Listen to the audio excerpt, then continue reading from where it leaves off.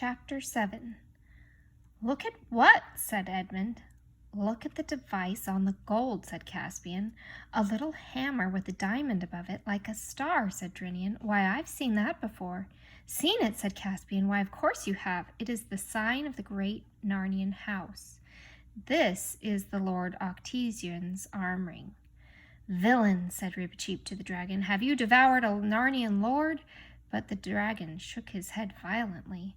"Or perhaps," said Lucy, "this is the Lord Octesian turned into a dragon under an enchantment, you know."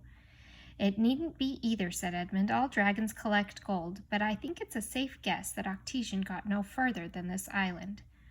"Are you the Lord Octesian?" said Lucy to the dragon, and then, when it sadly shook its head, "Are you someone enchanted? Someone human, I mean?"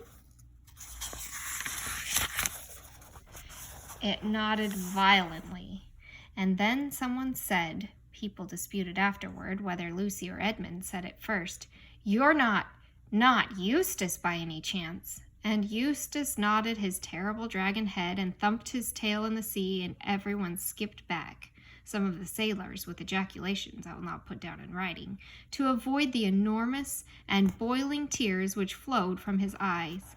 Lucy tried hard to console him and even screwed up her courage to kiss the scaly face, and nearly everyone said, "Hard luck," and several assured Eustace that they would all stand by him, and many said there was sure to be some way of disenchanting him, and they'd have him as right as rain in a day or two.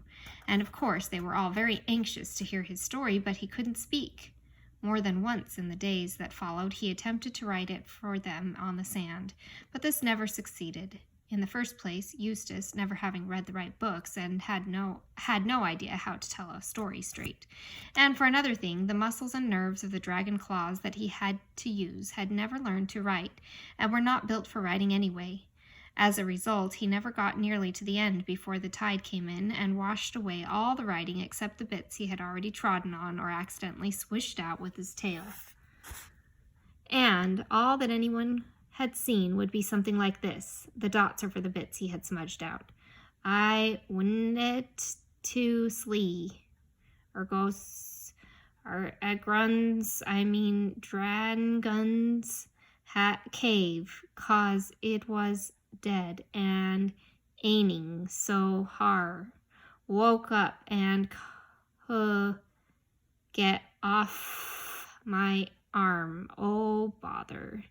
It was, however, clear to everyone that Eustace's character had been rather improved by becoming a dragon. He was anxious to help.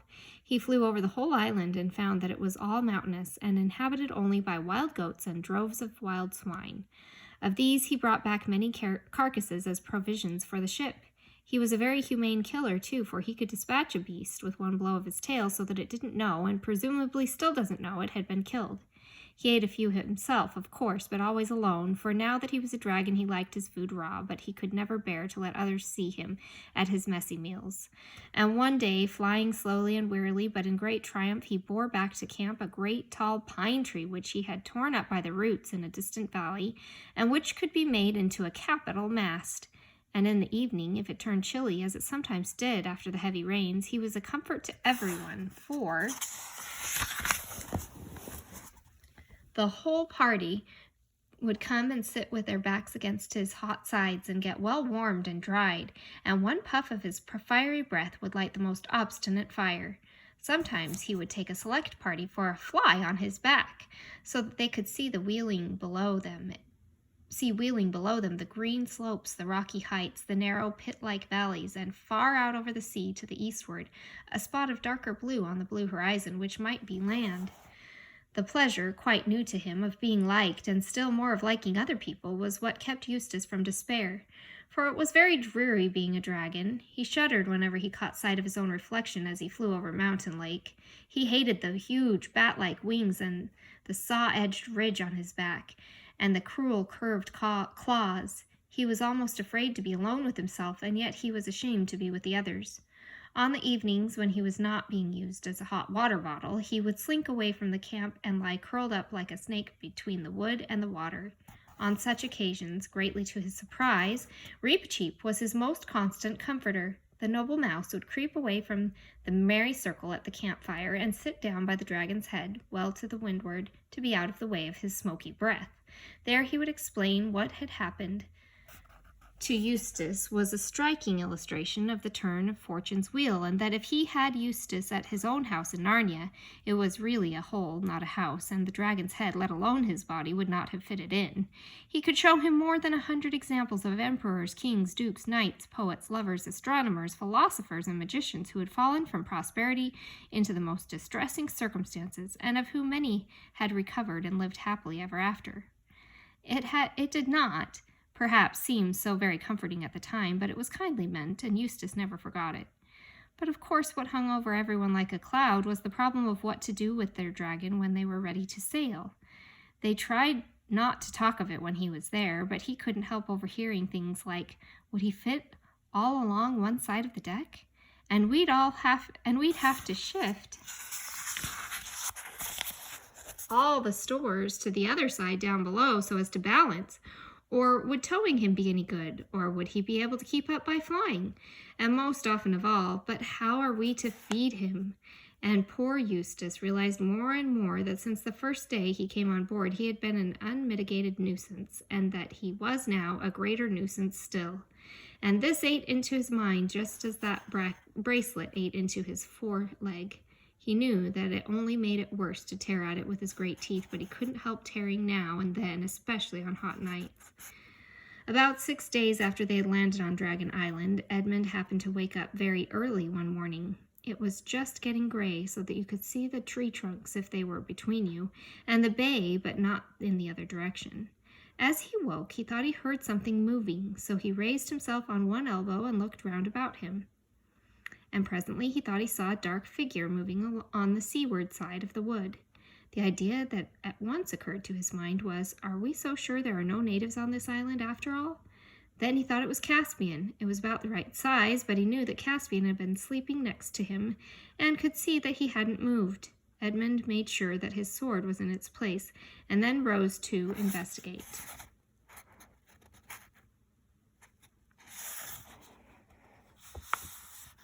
He came down softly to the edge of the wood, and the dark figure was still there. He saw now that it was too small for Caspian and too big for Lucy. It did not run away.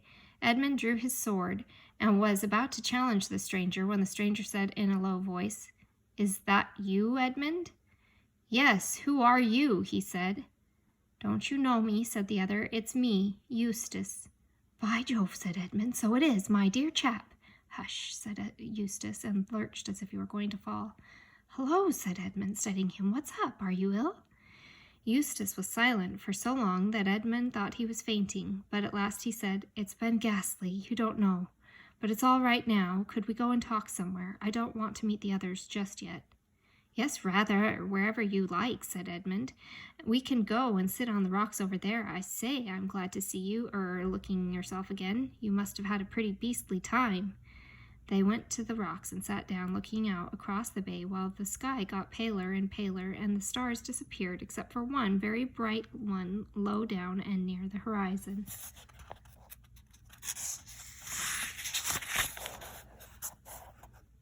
"I won't tell you how I became a dragon till I can tell the others and get it all over," said Eustace. "By the way, I didn't even know it was a dragon until I heard you all using the word when I turned up here the other morning. I want to tell you how I stopped being one." "Fire ahead," said Edmund. "Well, last night I was more miserable than ever, and that beastly arm ring was hurting like anything." "Is that all right now?" Eustace laughed, a different laugh from any Edmund had heard him give before, and slipped the bracelet easily off his arm. "There it is," he said, "and anyone who likes can have it as far as I'm concerned. Well, as I say, I was lying awake and wondering what on earth would become of me, and then, but mind you, it may have been all a dream. I don't know." "Go on," said Edmund, with considerable patience. "Well, anyway, I looked up and saw the very last thing I expected, a huge lion coming slowly toward me. And one queer thing was that there was no moon last night, but there was moonlight where the lion was. So it came nearer and nearer. I was terribly afraid of it. You may think that being a dragon I could have knocked any lion out easily enough, but it wasn't that kind of fear. I wasn't afraid of it eating me. I was just afraid of it, if you can understand. Well, it came close up to me and looked straight into my eyes, and I shut my eyes tight, but that wasn't any good because it told me to follow it. You mean it spoke? I don't know. Now that you mention it, I don't think it did, but it told me all the same, and I knew I'd have to do what it told me, so I got up and followed it, and it led me a long way into the mountains, and there was always this moonlight over and round the lion wherever we went. So at last we came to the top of a mountain I'd never seen before, and on the top of this mountain there was a garden, trees and fruit and everything. In the middle of it there was a well. I knew it was a well because you could see the water bubbling up from the bottom of it, but it was a lot bigger than most wells, like a very big round bath with marble steps going down into it. The water was as clear as anything, and I thought if I could get in there and bathe, it would ease the pain in my leg. But the lion told me I must undress first. Mind you, I don't know if he said any words out loud or not. I was just going to say that I couldn't undress because I hadn't any clothes on when I suddenly thought that dragons are snaky sort of things, and snakes can cast their skins. Oh, of course, thought I. That's what the lion means. So I started scratching myself, and my scales began coming off all over the place. And then I scratched a little deeper, and instead of just scales coming off here and there, my whole skin started peeling off beautifully, like it does after an illness, or as if I was a banana. In a minute or two, I just stepped out of it. I could see it there, lying there beside me, looking rather nasty. It was a most lovely feeling. So I started to go down into the well for my bathe. But just as I was going to put my feet into the water, I looked down and saw that they were all hard and rough and wrinkled and scaly, just as they had been before. Well, that's all right, said I. It only means I had another smaller suit on underneath the first one, and I'll have to get out of it too. So I scratched and tore again, and this underskin peeled off beautifully, and out I stepped and left it lying beside the other one, and went down to the well for my bathe. Well, exactly the same thing happened again, and I thought to myself, oh dear, however many skins have I got to take off? For I was longing to bathe my leg. So I scratched away for the third time and got off a third skin, just like the others, and stepped out of it. But as soon as I looked at myself in the water, I knew it had been no good. Then the lion said, but I don't know if it spoke. You will have to let me undress you. I was afraid of his claws, I can tell you, but I was pretty nearly desperate now, so I just lay flat down on my back and let him do it. The very first tear he made was so deep that I thought it had gone right into my heart, and when he began pulling the skin off, it hurt worse than anything I've ever felt. The only thing that made me able to bear it was just the pleasure of feeling that stuff peel off. You know, if you've ever picked the scab of a sore place, it hurts like Billy. Oh, but it is such fun to see it coming away. I know exactly what you mean, said Edmund. Well, he peeled the beastly stuff right off, just as I thought I'd done it myself the other 3 times, only they hadn't hurt. And there it was lying on the grass, only ever so much thicker and darker and more knobbly looking than the others had been. And there was I, as smooth and soft as a peeled switch, and smaller than I had been. Then he caught hold of me. I didn't like that much, for I was very tender underneath, now that I had no skin on, and threw me into the water. It smarted like anything, but only for a moment.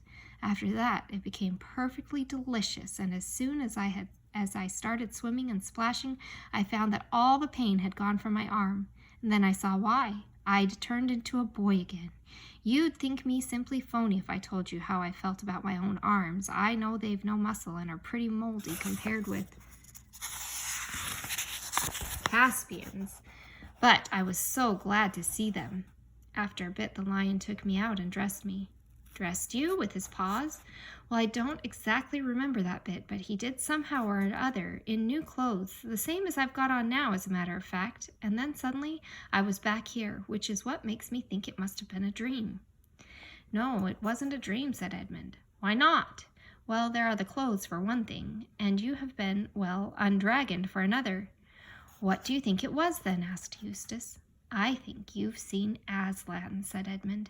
Aslan, said Eustace. I've heard that name mentioned several times since we joined the Dawn Treader, and I felt, I don't know what, I hated it. But I was hating everything then, and by the way, I'd like to apologize. I'm afraid I've been pretty beastly." "That's all right," said Edmund. "Between ourselves, you haven't been as bad as I was on my first trip to Narnia. I was a traitor." "Well, don't tell me about it then," said Eustace. "But who is Aslan? Do you know him?" "Well, he knows me," said Edmund. "He is the great lion, the son of the emperor beyond the sea, who saved me and saved Narnia. We've all seen him. Lucy sees him most often, and it may be Aslan's country we are sailing to." Neither said anything for a while. The last bright star had vanished, and though they could not see the sunrise because of the mountains on their right, they knew it was going on because the sky above them and the bay before them turned the color of roses. Then some bird of the parrot kind screamed into the wood behind them. They heard movements among the trees, and finally a blast on Caspian's horn. The camp was astir. Great was the rejoicing when Edmund and the restored Eustace walked into the breakfast circle round the campfire. And now, of course, everyone heard the earlier part of his story. People wondered whether the other dragon had killed the Lord Octesian several years ago, or whether Octesian himself had been the old dragon. The jewels with which Eustace had crammed his pockets in the cave had disappeared along with the clothes he had been wearing then, but no one, least of all Eustace himself, felt any desire to go back to that valley for more treasure. In a few days now, the Dawn Treader, remasted, repainted, and well-stored, was ready to sail. Before they embarked, Caspian caused to be cut on the smooth cliff facing the bay the words, "Dragon Island, discovered by Caspian at the 10th, King of Narnia, etc., in the 4th year of his reign. Here, as we suppose, the Lord Octesian had his death." It would be nice and fairly nearly true to say that from that time forth Eustace was a different boy. To be strictly accurate, he began to be a different boy. He had relapses. There were still many days when he could be very tiresome, but most of those I shall not notice. The cure had begun. The Lord Octesian's arm ring had a curious fate. Eustace did not want it and offered it to Caspian, and Caspian offered it to Lucy. She did not care about having it. "Very well, then, catch as catch can," said Caspian, and flung it up in the air. This was when they were all standing, looking at the inscription. Up went the ring, flashing in the sunlight, and caught and hung, as neatly as a well-thrown quoit, on a little projection on the rock. No one could climb up to get it from below, and no one could climb down to get it from above, and there, for all I know, it is hanging still, and may hang until that world ends.